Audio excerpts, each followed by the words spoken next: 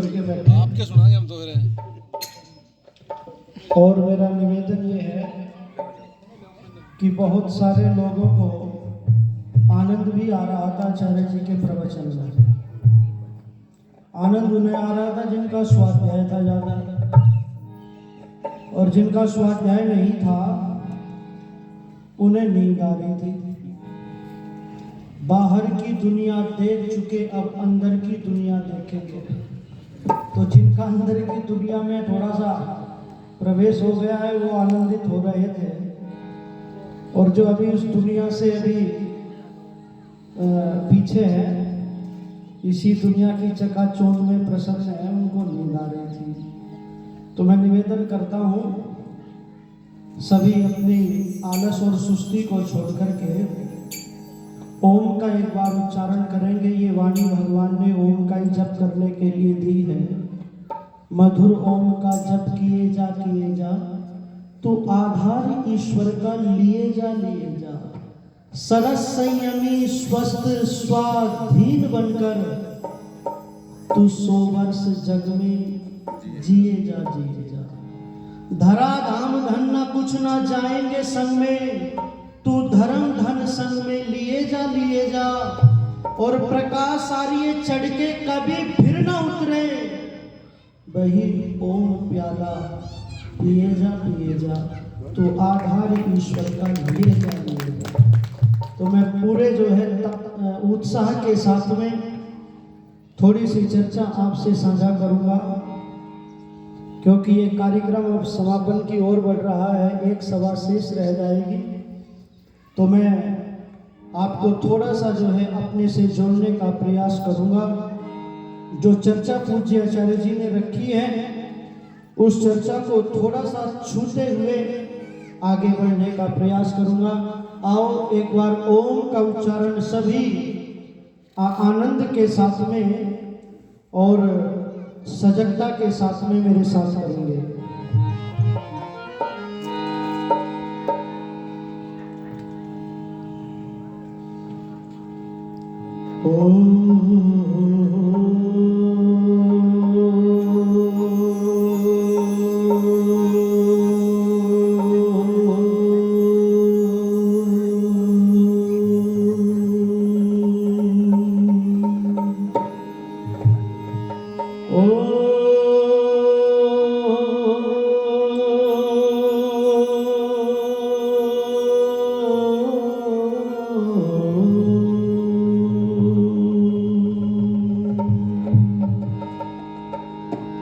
वेदा हमें तम पुरुषं महंतम आदित्य वर्णम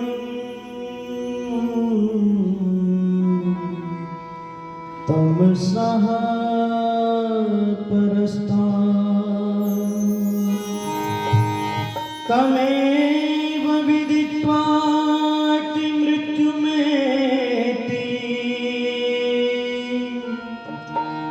नान्य पंथा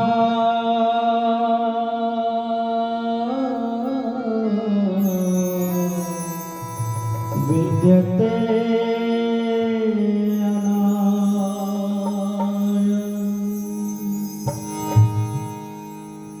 हम कौन थे क्या हो गए और क्या होंगे अभी, आओ विचारे बैठ कर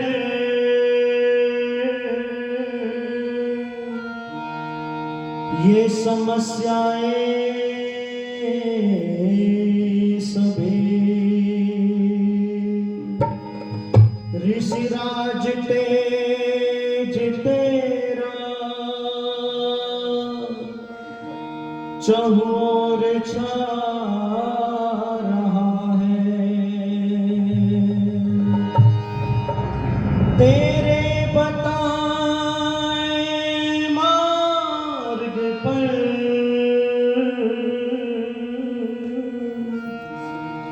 ये संसार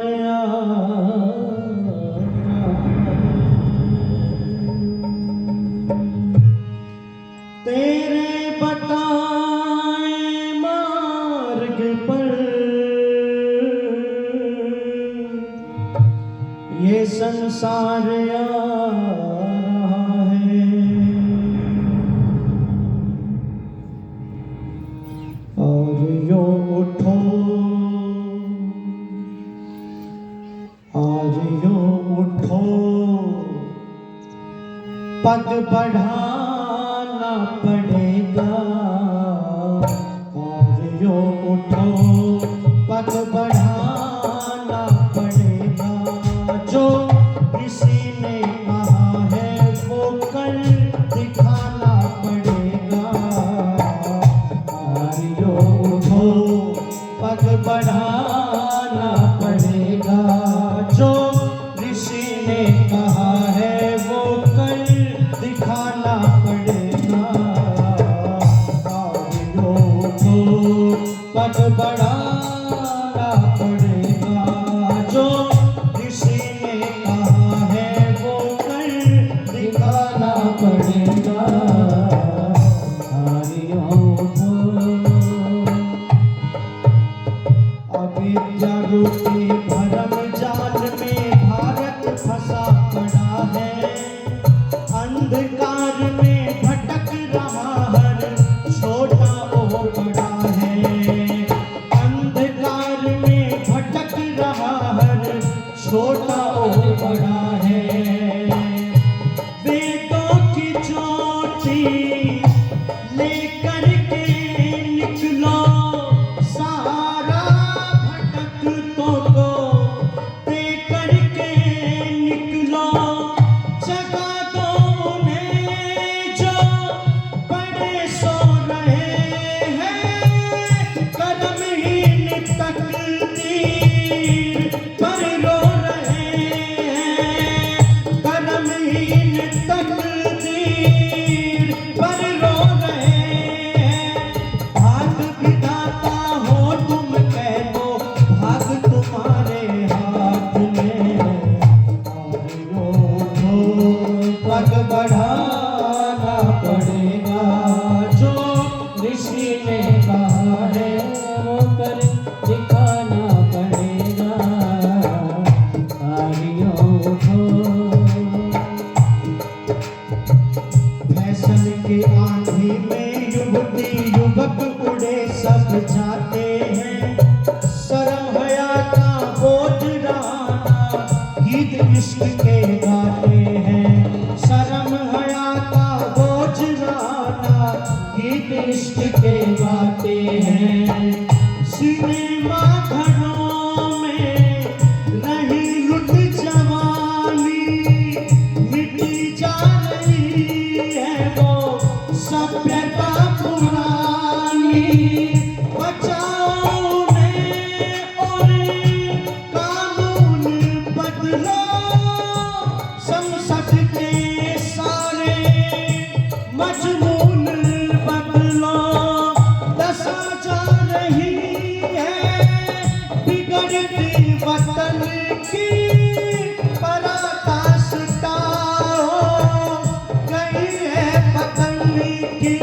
नक्शा नक्शा आप बदल सकते हो चाहो तो एक रात में। आज यो उठो, पग बढ़ाना पड़ेगा। जो ऋषि ने कहा है वो कर दिखाना पड़ेगा। आज यो उठो, धर्म कर्म के रही न सीमा, लोग फंसे हैं स्वार्थ में। अंडे मांस शराब की बिक्री इस ऋषियों के भारत में। अंडे मांस शराब की बिक्री इस ऋषियों के भारत में। कौवे बेचारी रुदन कर रही है, लाखों की संख्या में नित मर रही है। बचाओ उन्हें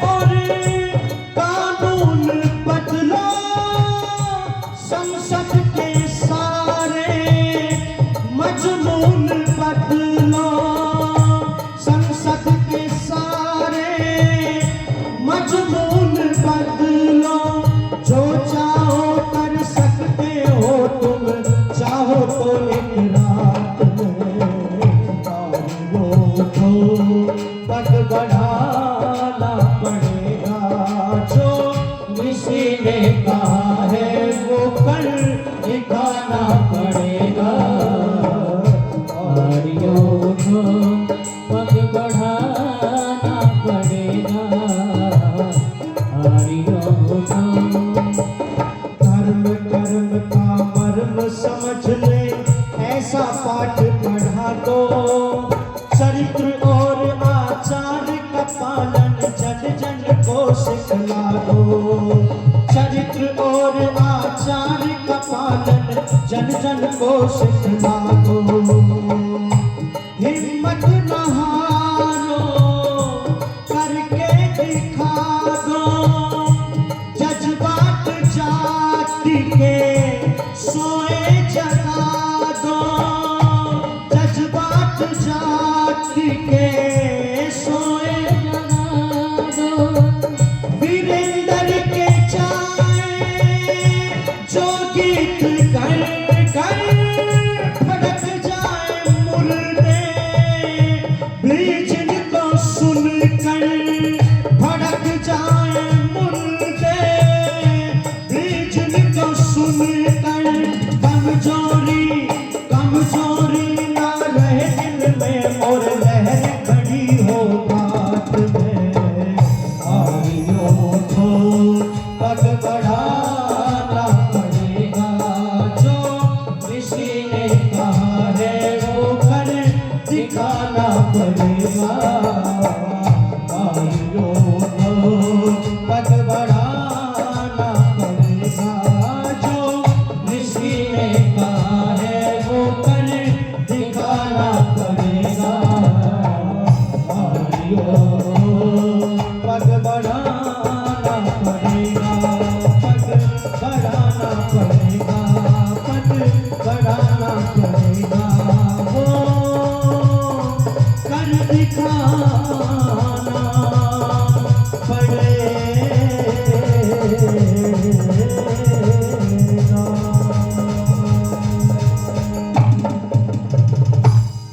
बोलो ऋषि दयानंद की।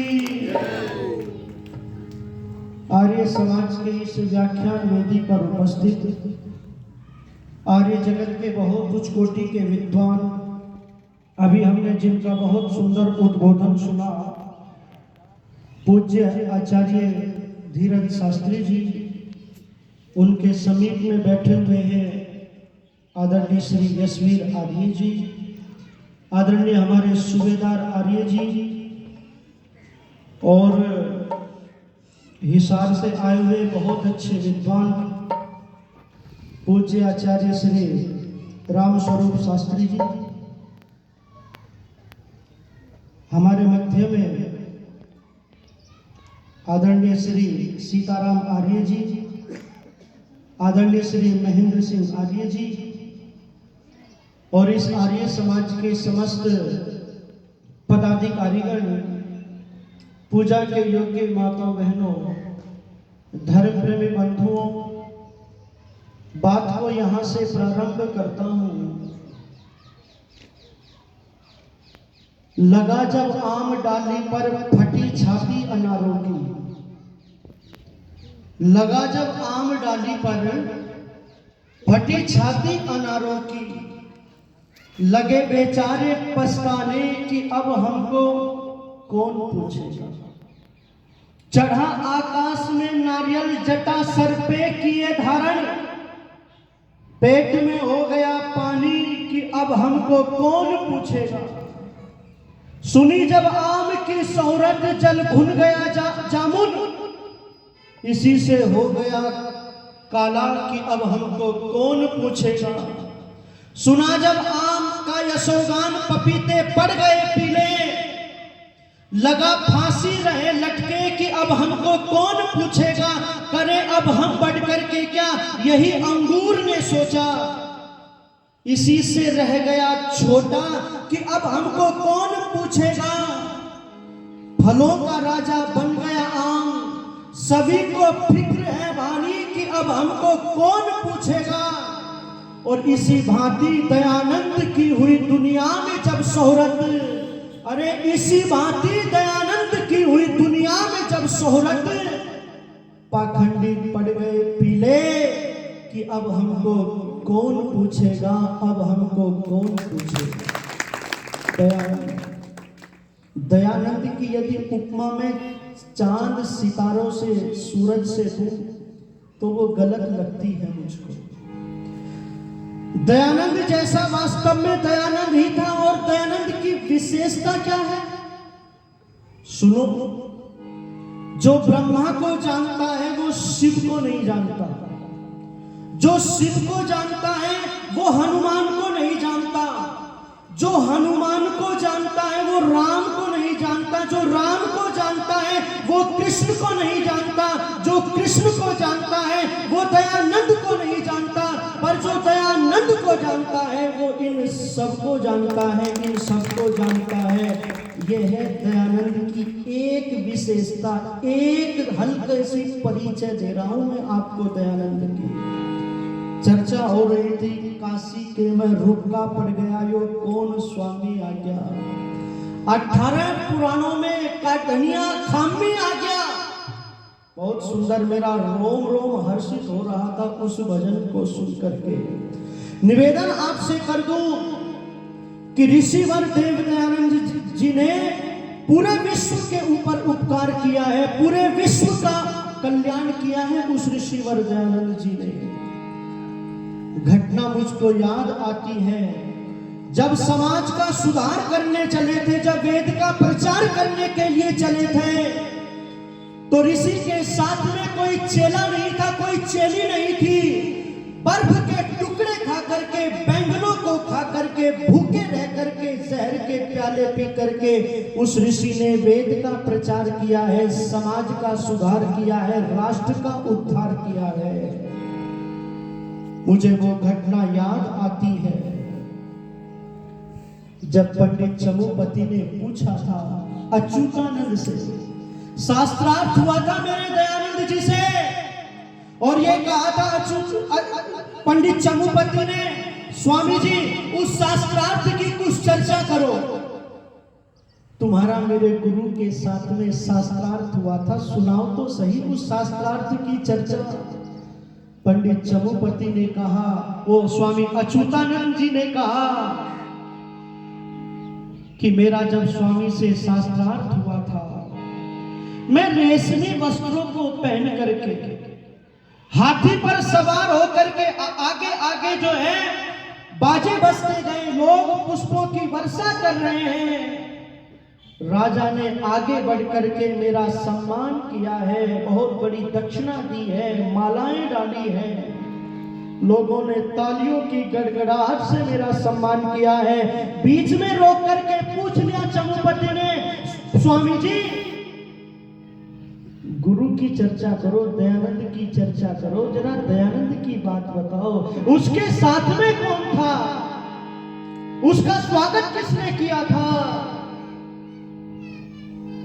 तो अच्युतानंद ने कहा, उसके साथ में कोई चेला नहीं था, कोई चेली नहीं थी, उसके तन के ऊपर रेशमी वस्त्र नहीं थे, किसी ने 2 पुष्पों की माला डाल करके उसका सम्मान नहीं किया था।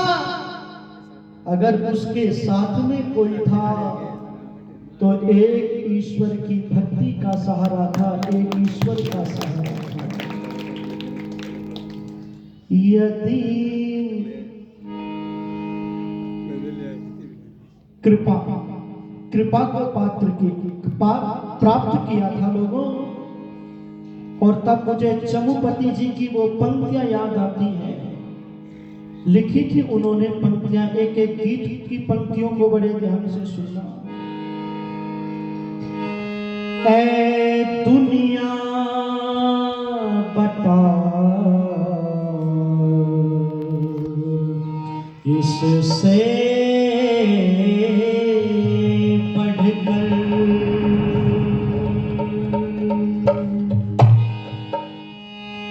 ऐ दुनिया बता इससे बढ़कर अब और हकीकत क्या होगी, जाते दी तलाश हक के लिए अब और इबादत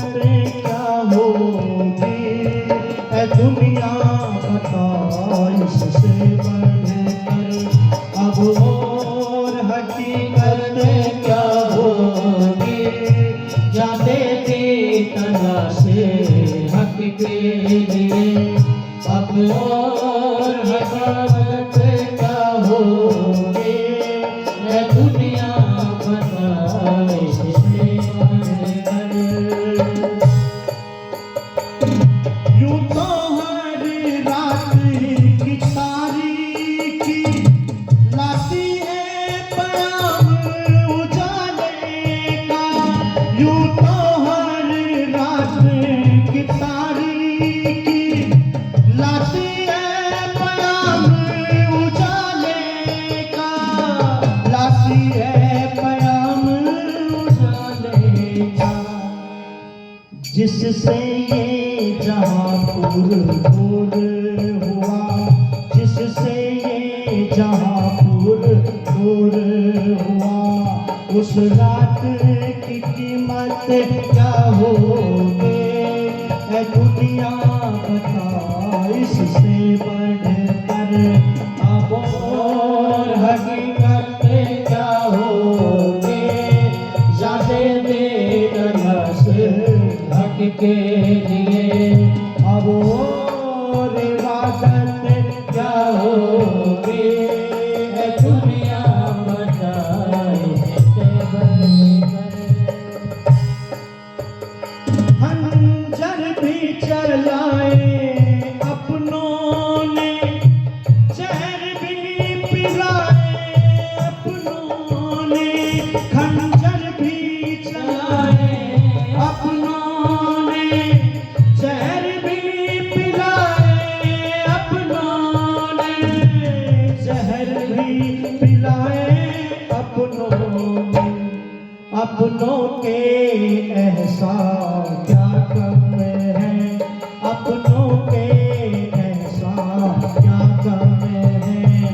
तेरों से शिकायत क्या होगी, ऐ दुनिया बताए इससे बढ़कर। अब और हकीकत क्या होगी, जाते दे तलाश हक के लिए। अब और इबादत क्या होगी, ये दुनिया बताए इससे बढ़कर। मुद्दत की खिंचा के बाद खिला एक फूल से भी तोड़ दिया। मुद्दत की खिंचा के बाद खिला एक फूल से भी तोड़ दिया। एक फूल उसे भी तोड़ दिया।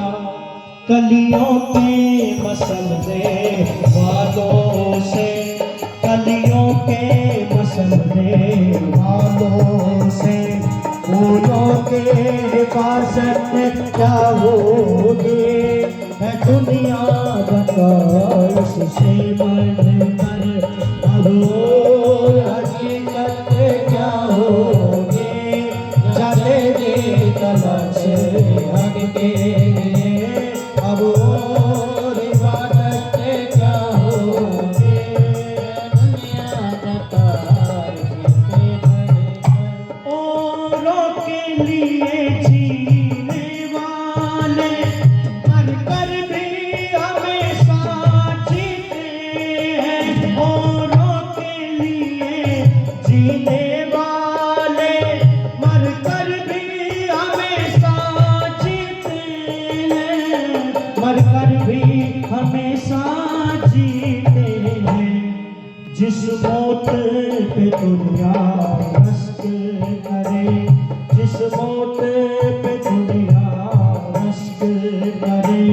अब और इबादत क्या होगी, है दुनिया बता इससे बढ़कर। अब और हकीकत क्या होगी, जाने दे तलाश हक के लिए। अब और इबादत क्या होगी, है दुनिया बता इससे बढ़कर। अब और हकीकत क्या होगी, जाने दे तलाश आए भटके अघोर वादत क्या होगी, क्या होगी।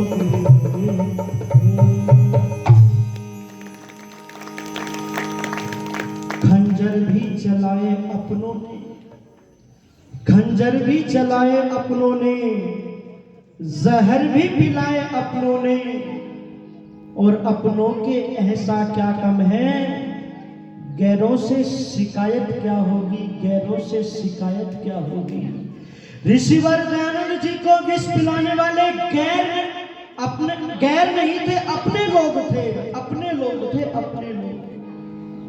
वो पंक्तियां याद आती हैं, भारत का कुछ नहीं बिगाड़ा विदेशी तलवारों ने, और भारत को बर्बाद कर दिया भारत के गद्दारों ने, भारत के गद्दारों ने। जो ऋषि वेद का प्याला पिला रहा था, जो ऋषि पाखंडों की जड़ें हिला रहा था, कुरीतियों का नाश कर रहा था, जो देवता बनकर के आया था, इस भारत का भाग्य विधाता बनकर के आया था, मुद्दत की खिजा के बाद खिला था, और उस फूल को भी लोगों ने तोड़ दिया, तोड़ दिया।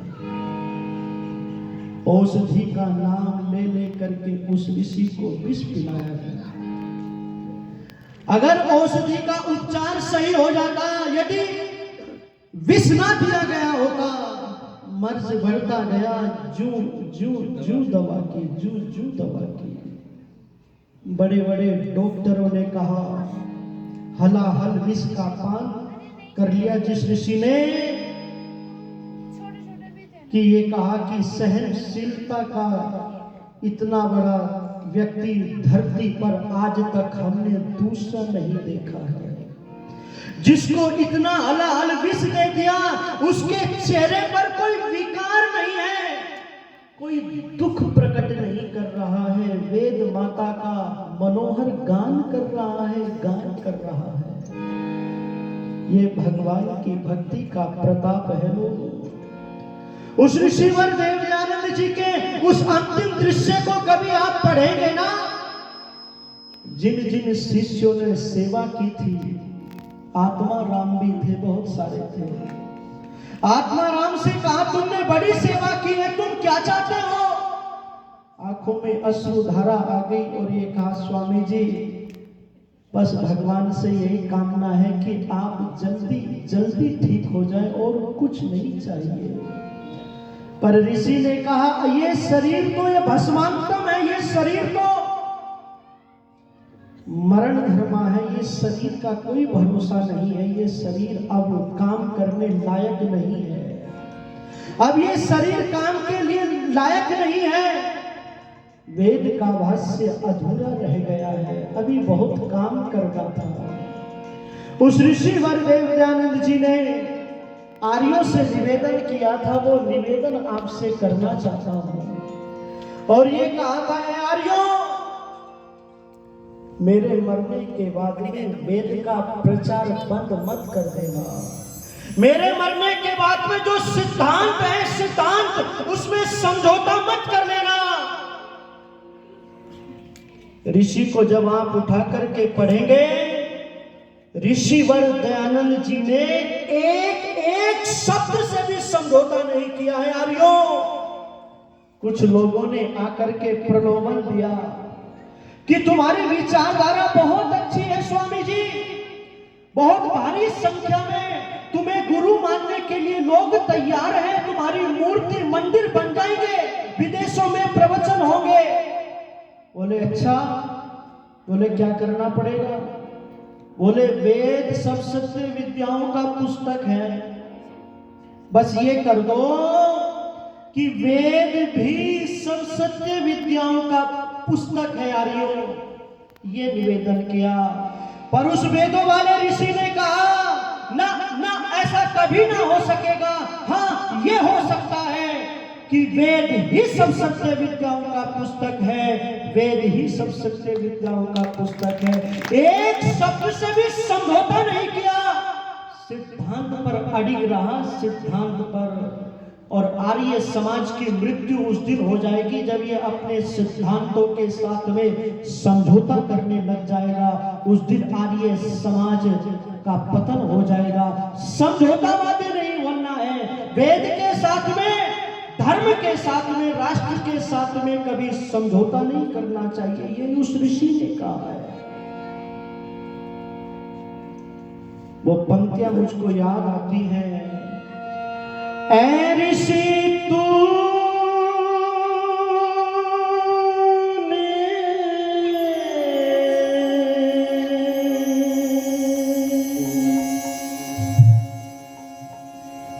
हलाल पी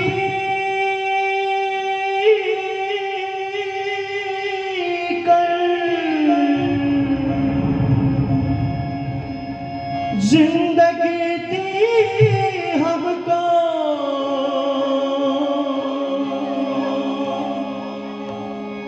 दर्द में जी कर तेरे एहसानों का बदला न चुका पाएंगे। सदियां गुजरेंगी तुमको न भुला पाएंगे। तेरे एहसानों का बदला न चुका पाएंगे।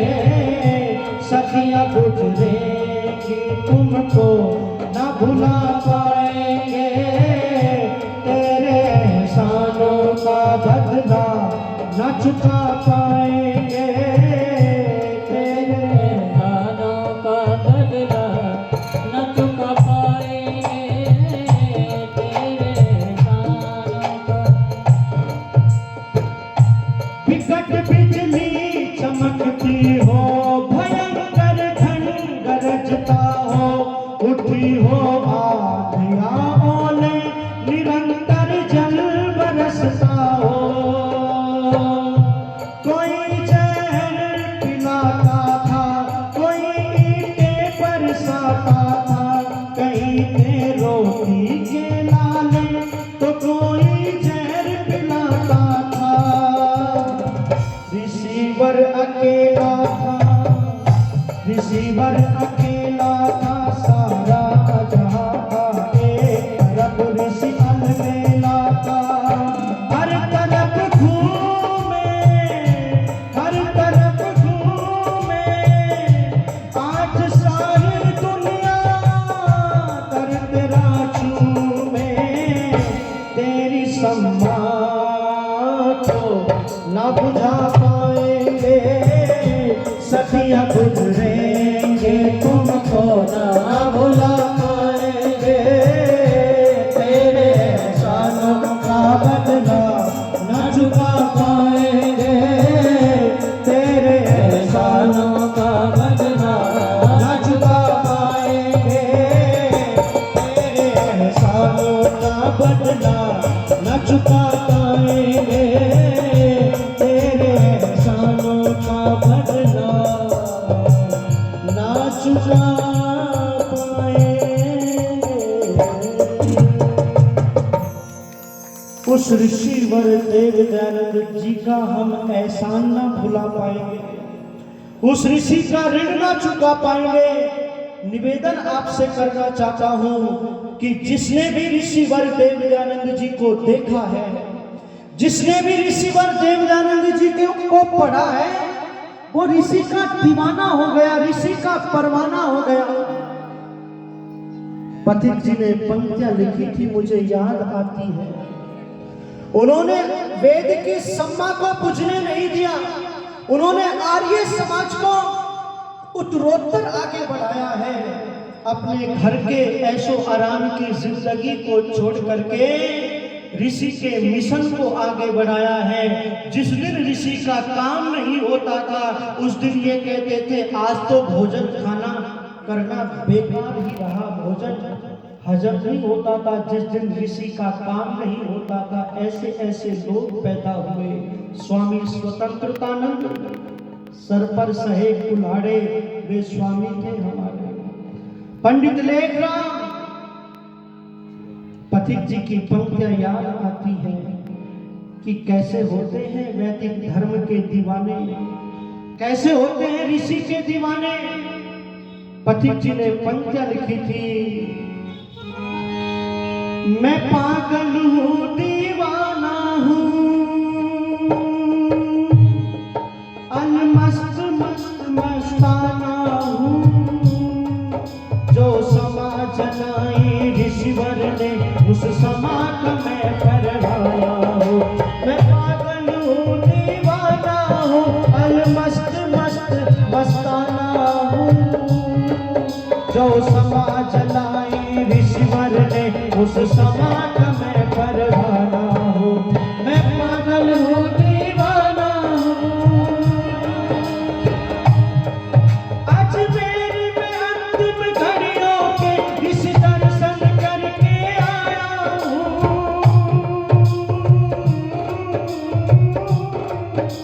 मैं काम करूँगा ऋषिवर का संकल्प हृदय में लाया हूँ। गुरुमत को लोगो मत रोको, मैं अपनों में बेगाना हूँ, जो समा जलाए ऋषिवर ने उस समा का मैं परवाना हूँ। मैं पागल हूँ दीवाना हूँ, अलमस्त मस्त मस्ताना हूँ, जो समा जलाई ऋषिवर ने उस समा का मैं परवाना हूँ। बीमार पुत्र को छोड़ चला जाति के लाल बचाने को, मर गया पुत्र को ये बोला हर एक आता है जाने को।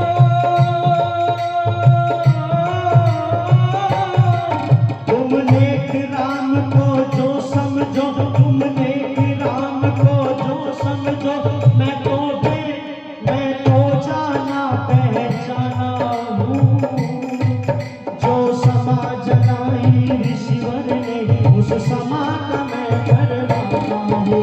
मैं पागल हूँ दीवाना हूँ, अलमस्त मस्त मस्ताना हूँ, जो समा जलाई ऋषिवर ने उस समा का मैं परवाना हूँ, जो समा जलाई ऋषिवर ने उस समा का मैं परवाना हूँ। जरा उस घटना को याद करना आइयो।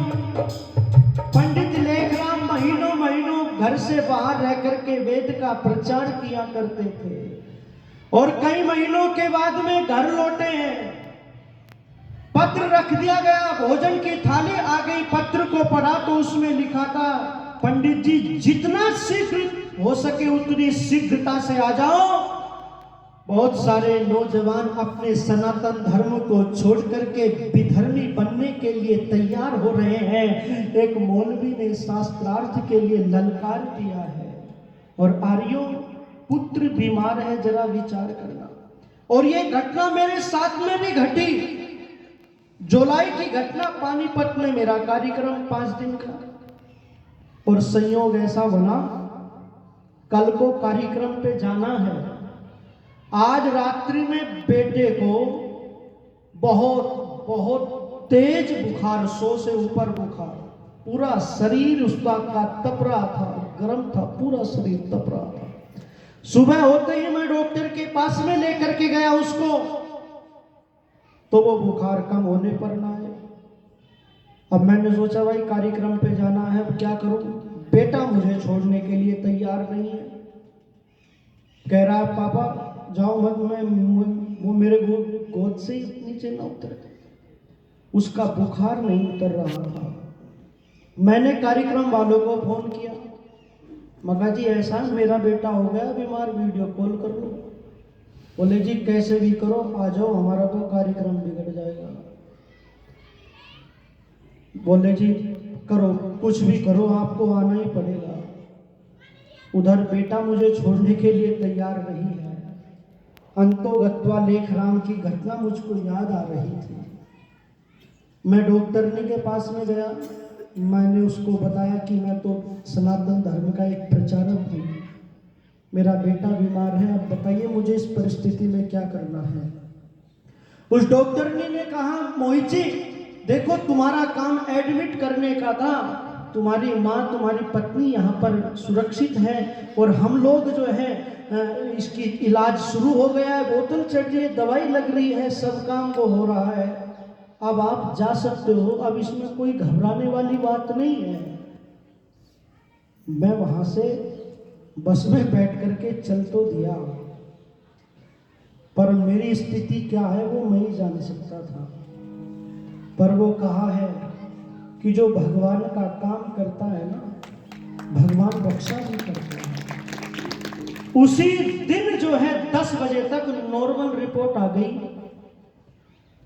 तो ये भगवान की कृपा थी। निवेदन आपसे करना चाहता हूं, ये बहुत बड़ा काम है, ये वेद प्रचार का। बेटा बीमार है और उसके साथ में तो घटना ऐसी घट गई, माँ आई, पत्नी आई, नहीं, कभी इतिहास के पन्नों को उठा करके पढ़ना। पुत्र मोह होता क्या है? पुत्र मोह, इस पुत्र मोह में बड़े बड़े राजाओं को झुकते देखा है, टूटते देखा है। राजा दशरथ से पूछना पुत्र मोह क्या होता है, महात्मा बुद्ध से पूछना, महाराणा प्रताप से पूछना कि पुत्र मोह क्या होता है। पुत्र मोह जिससे राजा दशरथ को मरते देखा है, पुत्र मोह मानव की कोमल रेखा है, छोड़ ना पाए थे जिस दुर्बलता को प्रताप भी वन में। लेख राम तुम जीत गए उस दुर्बलता को, तुम जीत गए उस दुर्बलता को, उन लालों को बचा लिया। और अगले दिन पत्र पहुंच गया कि तुम्हारा बेटा चल बसा है, तुम्हारा बेटा मृत्यु काल कल्पित हो गया है। तो पंडित लेख राम ने मानो गुरु गोविंद सिंह के स्वर में स्वर मिला करके कहा था, जिसके 4 बेटे राष्ट्र के लिए धर्म के लिए बलि हो गए थे, गुरु गोविंद सिंह के। गुरु गोविंद सिंह ने कहा था, इन सुतन के वास्ते वार दिए सुत 4 और ये 4 मरे तो क्या हुआ, ये जीवित कई हजार, ये जीवित कई हजार। पंडित लेख राम ने भी ये कहा, मेरा इकलौता बेटा गया है तो क्या बात है, चला गया चला गया, सब आते ही हैं आने और जाने के लिए, पर मैंने सैकड़ों लाख जाति के बचा लिए हैं, वही जीवन सफल है। जो काम आए धर्म और जाति के लिए वही जीवन सफल है। और हर बार अपने प्राणों को धर्म के लिए जाति के लिए समर्पित करता हूँ। निवेदन आपसे करने लगा हूँ, उस लेख राम की जीवन को आप उठा करके पढ़ेंगे, वो ऋषि का दीवाना था। और दूसरी ओर जिसने सारी शंकाओं से मेरा पीछा छुड़वाया है,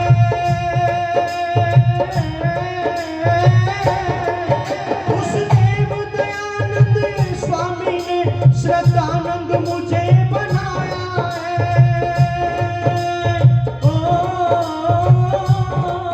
मैं उसी के पावन चरणों में एक छोटा सा नजराना हूँ। जो समा जलाई ऋषिवर ने उस समा का मैं परवाना हूँ। मैं पागल हूँ दीवाना हूँ, अलमस्त मस्त मस्ताना हूँ। जो समा जलाई ऋषिवर ने उस समा का मैं परवाना हूँ।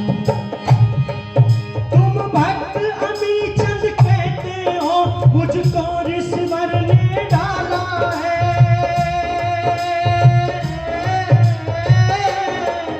हीरे की उपमा दे करके कीचड़ से मुझे निकाला है।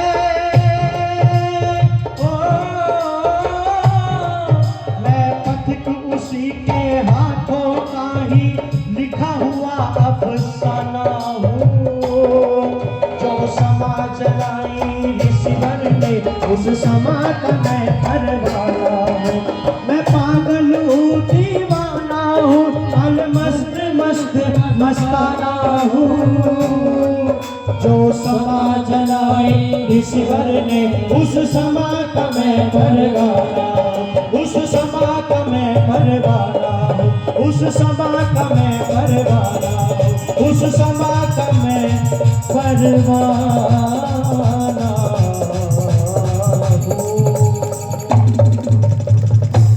स्वामी स्वामी श्रद्धानंद जी के जीवन की घटना मुझको याद आती है। ऋषि के सत्संग को और उसकी पत्नी के त्याग को, समर्पण को देख करके मुंशी राम, महात्मा मुंशी राम स्वामी श्रद्धानंद जी बन गए। और स्वामी श्रद्धानंद जी ने ये जाति, गिर जाति, इसको ऊपर उठाया और अनेक विधर्मियों को आर्य बनाया, हिंदू बनाया। मौलवियों को दिक्कत हो गई थी कि यदि ये शुद्धि का डंका ऐसे ही बजता चला गया तो मुसलमान नाम की तो एक चिड़िया भी नहीं पाएगी। कभी पुस्तक उठा करके पढ़ना, भारतीय मुसलमानों के हिंदू पूर्वज, इस पुस्तक को उठा करके पढ़ना, तुम्हारे रोंगटे खड़े हो जाएंगे, खून खोल जाएंगे। जिन्हें आन प्यारी थी वो बलिदान हो गए, जिन्हें आन प्यारी थी वो बलिदान हो गए, और जिन्हें जान प्यारी थी वो मुसलमान हो गए, मुसलमान हो गए। उस पुस्तक को उठा करके पढ़ना। निवेदन आपसे करना चाहता हूं मैं, ऋषि स्वामी श्रद्धानंद जी ने गुरुकुल कांगड़ी की स्थापना की और उस गुरुकुल कांगड़ी से बम के गोले बनकर के तैयार हुए, बम के गोले बनकर के तैयार हुए। एक घटना मुझको याद आती है कि आर्य समाज के सेवक ने भी शुद्धि आंदोलन चलाया है, शुद्धि आंदोलन। एक घटना है इधर की, क्या नाम, फर्रुखाबाद की तरफ की। कोई ब्रह्मचारी थे, आचार्य थे, शुद्धि आंदोलन करने के लिए गए हुए थे गांव में, और उस गांव में कुछ मुसलमान आर्य समाज में आ गए। वो किसी गांव में गए हुए थे शुद्धि आंदोलन करने के लिए, शुद्धि चलाने के लिए।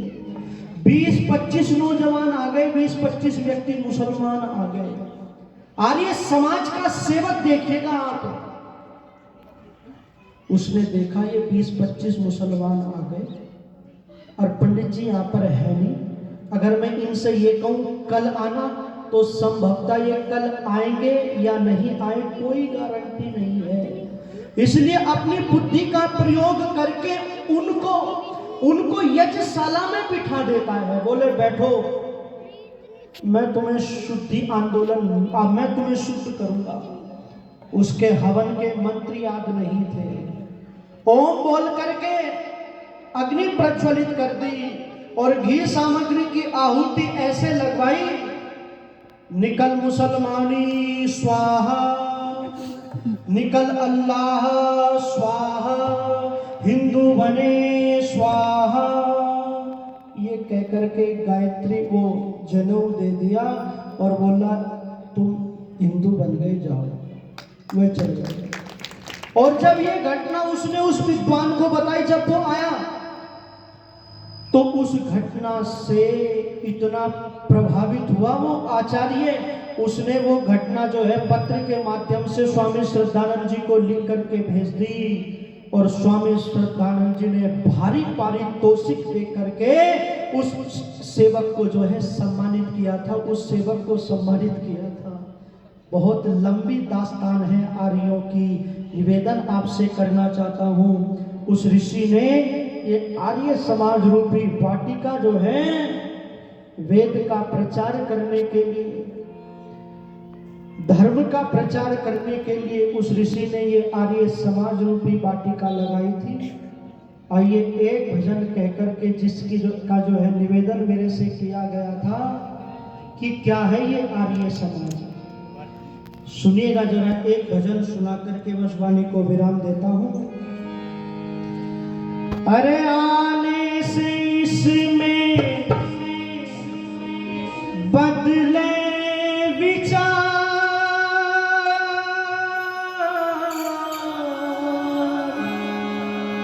बचने से रहता है पाखंड सवार।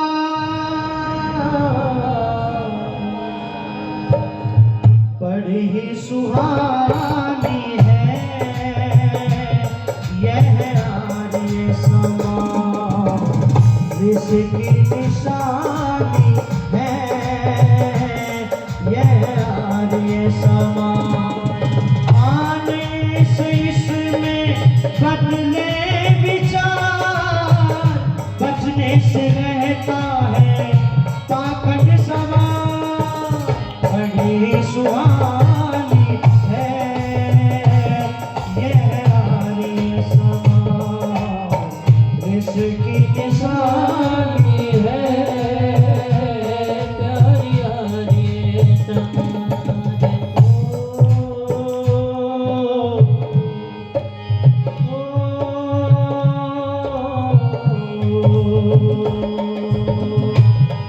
जिसने लिया सहारा वो दानव से मानव बना है, जिसने लिया सहारा वो दानव से मानव बना है।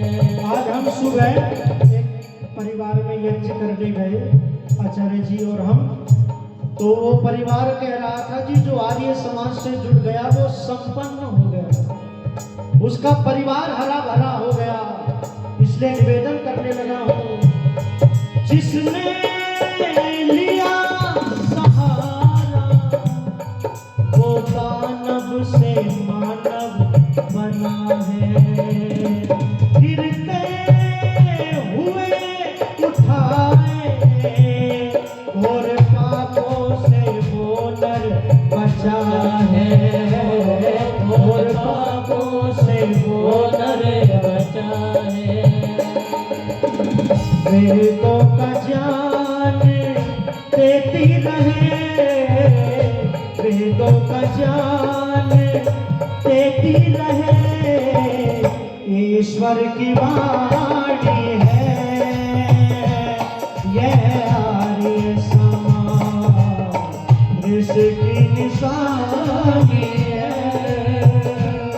प्यारी आर्य समाज।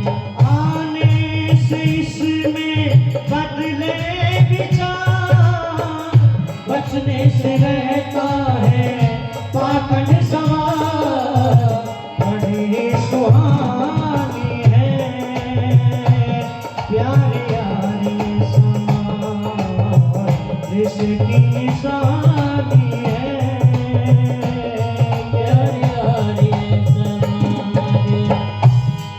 जीवन बनाए ऐसे जैसे फूलों के अंदर सुगंधी, जीवन बनाए ऐसे जैसे फूलों के अंदर सुगंधी, बनता है स्वच्छ हृदय और आदत मिटती है गंदे, बनता है स्वच्छ हृदय और आदत मिटते हैं गंदे, वेदों का ज्ञान देती रहे, ईश्वर की वाणी है यह आर्य समाज, इसकी निशानी है प्यारी आर्य समाज। पिछड़े हुए जनों को राघव छाती से इसने लगाया, राघव छाती से इसने लगाया, जो भी हुए विधर्मी उनको फिर से है शुद्ध कराया, उनको फिर से है शुद्ध कराया। पूछो तो कौन है ये, पूछो तो कौन है, बिछुड़े मिलानी है यह आर्य समाज, इसकी निशानी है यह आर्य समाज। आने से इसमें बदले विचार, बचने से रहता है पाखंड सुहानी है ये आर्य समाज, इसकी निशानी है ये आर्य समाज प्यारे, इसकी निशानी है ये आर्य समाज, बिछड़े मिलानी है ये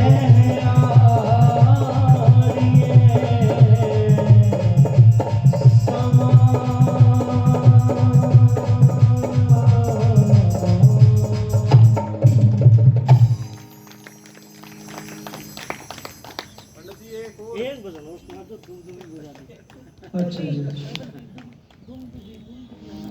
मुझे घटना याद आती है, पूरी तरह से याद नहीं है।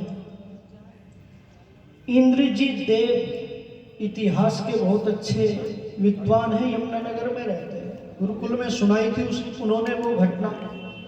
अब वो घटना मेरी अधिकचरी याद है पर सुना देता हूँ कि इस आर्य समाज ने बिछड़े हुए लोगों को गले से लगाया है। ये आर्य समाज जो है हिंदू जाति का रक्षक है, रक्षक। विधर्मियों को पता है कि इसका अगर कोई रक्षक है, इसकी कोई चिंता करता है, इसके ऊपर अगर कोई दिक्कत आती है, कोई ढाल बन करके आता है, तो विधर्मियों को पता है ये आर्य समाज आता है। पर ये जो हिंदू समाज है ना, हिंदू समाज, ये अपना सबसे बड़ा दुश्मन आर्य समाज को समझता है, आर्य समाज को समझता है, जिसने इसके मंदिर में घंटे घड़ियाल बंद हो गए थे ना बजने, जब लोगों ने शास्त्रार्थ की चुनौती दे दी थी, मंत्र का वो ना गणानाम त्वा गणपति वो करके इस मंत्र का अर्थ सुना दो, तो ऋषि दयानंद के अर्थ को पढ़ करके जान बचाई थी। घटना याद आ रही है मुझको, वो सुनाया करते थे। ये अथर्व जो है बड़ा होनहार बेटा है, ये जो है सम्मान कर रहा है, ये बेटा जो है विद्वान बने, बलवान बने, बुद्धिमान बने। बहुत सारे लोगों ने मुझे सम्मानित भी किया, भाई सुरेंद्र जी ने, और जो है बहुत सबके नाम लूंगा तो समय निकल जाएगा। एक बेटी जो है ना, किसी मुसलमान लड़के के साथ में उसका संपर्क हो गया था। बाप को पता चल गया कि इसका मुसलमान के साथ में संपर्क हो गया, इसने परिवार को कलंकित कर दिया है। अब इस बेटी को मैं अपने घर में नहीं रखूंगा। उस बेटी को लेकर के चल दिया, ट्रेन में सवार होकर के चल दिया। दूर जब ट्रेन निकल गई, बहुत सारा स्थान निकल गए, प्रांत निकल गए, एक स्थान पर ट्रेन रुक गई और उस ट्रेन उस स्थान पर जो है अपनी बेटी से ये कह दिया कि मैं पानी पी करके आता हूं, तू बैठ यहीं पर। और वहां से नीचे उतर करके वो तो चला गया, वो बेटी वहीं पर बैठी रह गई और वो ट्रेन चल पड़ी। चलते चलते वो ट्रेन अपने गंतव्य पर पहुंच गई। सब लोग उतरने लग गए, उसको चिंता सताने लगी, पिता कहां चला गया। वो ट्रेन पर पागल से घूम रही थी, उसको कुछ समझ में नहीं आ रहा था, मैं जाऊं तो जाऊं कहां। पर किसी ने उससे सुन रखा था कि आर्य समाज रखवाला है, आर्य समाज रक्षा करता है। किसी से कहती है क्या यहाँ पर कोई आर्य समाज है क्या, मुझे आर्य समाज में लेकर के चलो।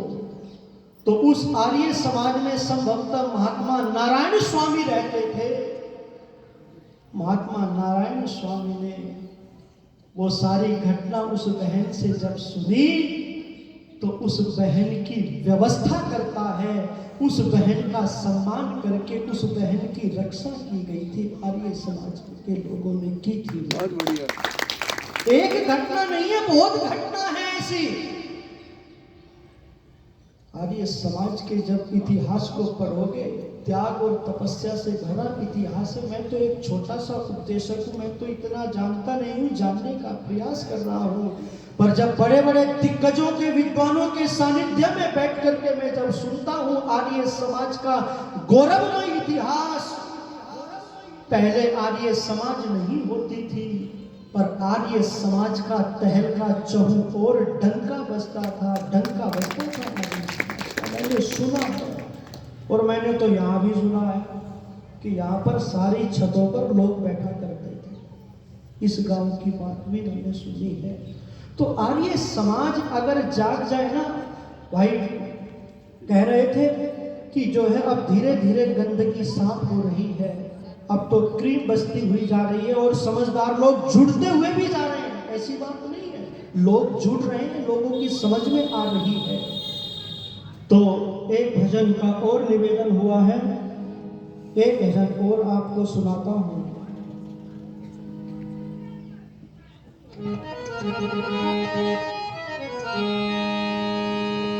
किसने फूल खिलाए हैं शमशानों में, धूल गिरा दी पत्थर के भगवानों में,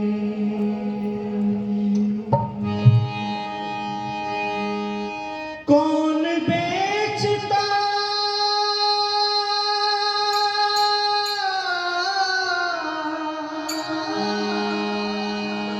कौन बेचता दूध में खानों में,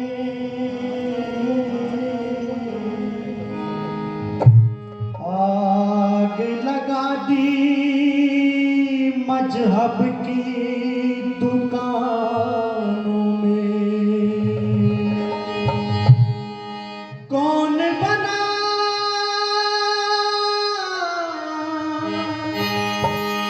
कौन बना गूंगे की आवाज है, कोई और नहीं वो आर्य समाज है, कोई और नहीं वो आर्य समाज है, कोई और नहीं वो आर्य समाज है।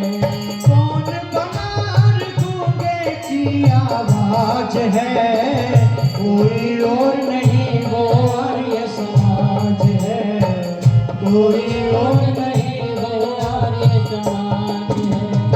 किसका सह सब पीता है अंगारों में, किसका यौवन कटा तेज मझधारों में, किसका यौवन कटा तेज मझधारों में, किसने है दरशाही के पंजे तोड़े, किसने आकर तूफानों के मुख मोड़े, किसने आकर तूफानों के मुख मोड़े, किसने रख दी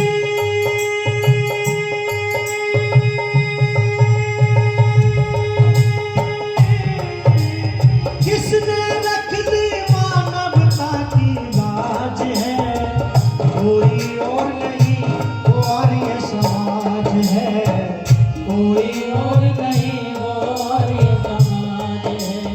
कौन बेचता रहा दूध में खानों में, आग लगा दी मजहब की दुकानों में, कौन बना गूंगे की आवाज है, कोई और नहीं वो आर्य समाज है, कोई और नहीं वो आर्य समाज है।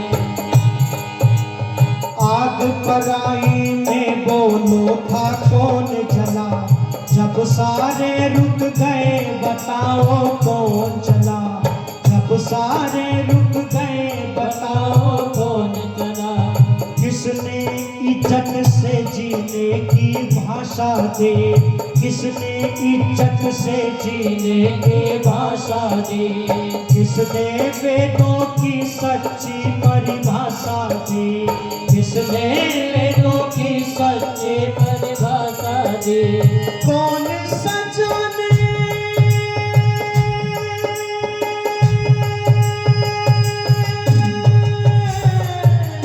कौन सजाने वाला ये नूतन साज है, कोई और नहीं वो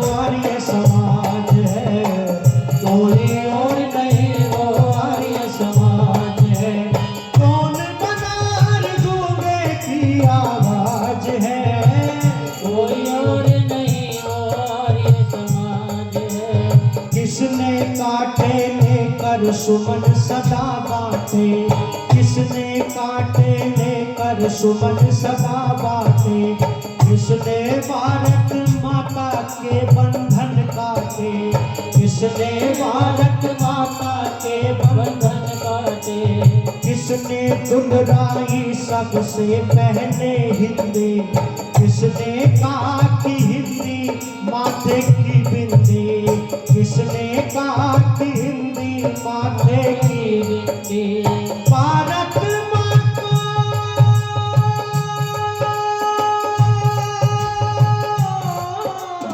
भारत माँ को किस बेटे पर नाज है, कोई और नहीं वो आर्य समाज है, कोई और नहीं वो आर्य समाज है।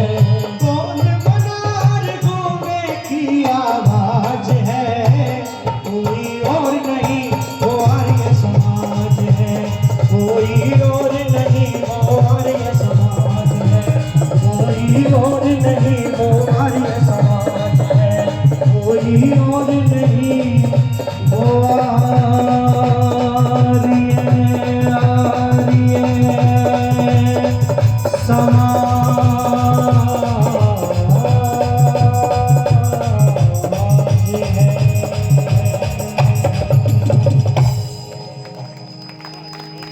कोई और नहीं।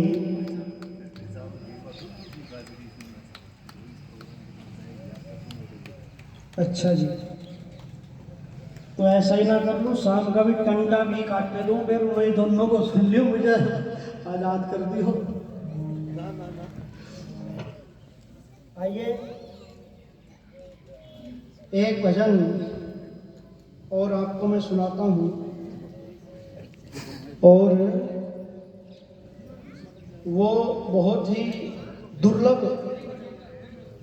बैठ जाओ, 5 मिनट बैठ जाओ, मैं भी आप वाली स्थिति में हूं। तो आइए, ऋषिवर देव दयानंद जी ने जब पाखंड खंडनी पताका हरिद्वार के अंदर गाड़ी है, उस तब के धनी ने, जिसके विद्या से भरपूर खजाने थे, जो विद्या का धनी था, उसने जब पाखंड खंडनी पताका हरिद्वार के अंदर गाड़ी है ना गाड़ी,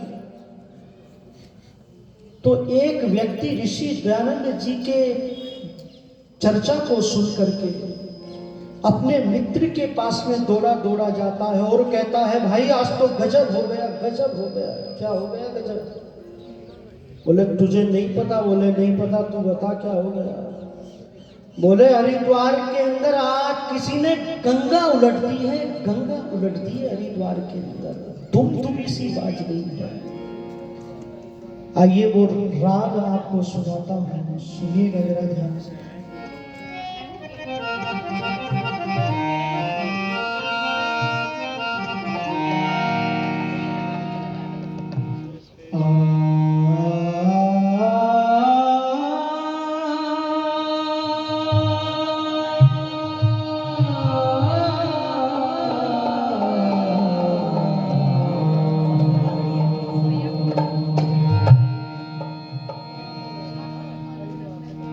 तुम भी बाज गए,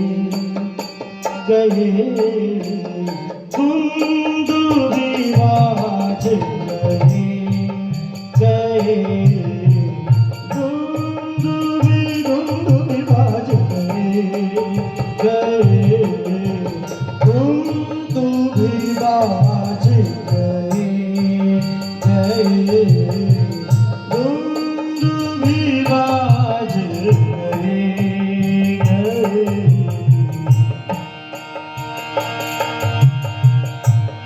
गूंज उठे गिर कानन सारे, गूंज उठे गिर कानन सारे, पलगत और भाई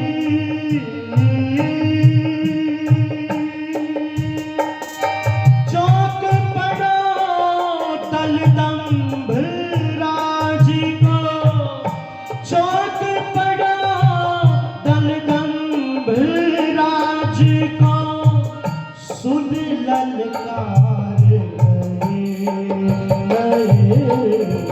तुम भी बाज गए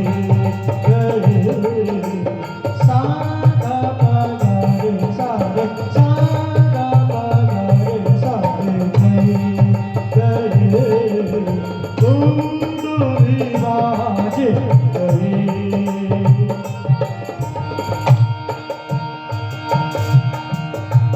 हिमगिर से गंगा बहती है, हिमगिर से गंगा बहती है, सब दुनिया यूं ही कहती है, सब दुनिया यूं ही कहती है।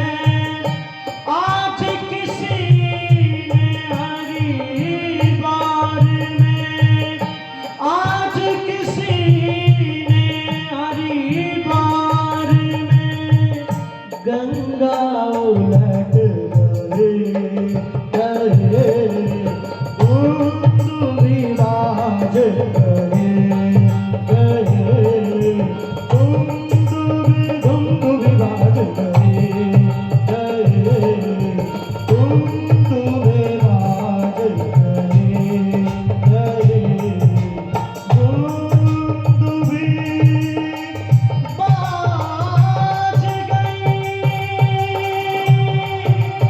गंगा उलट गई, उलट गई तुम भी बाज गए तुम भी बाज गए। ये थोड़ी सी बात आपसे रखी है, आपने मुझे बड़े प्यार से सुना है, मेरे पास में शब्द नहीं है आपका धन्यवाद करने के लिए। आप मुझे बड़ा स्नेह देते हैं, प्रेम देते हैं, मुझे सुनते हैं।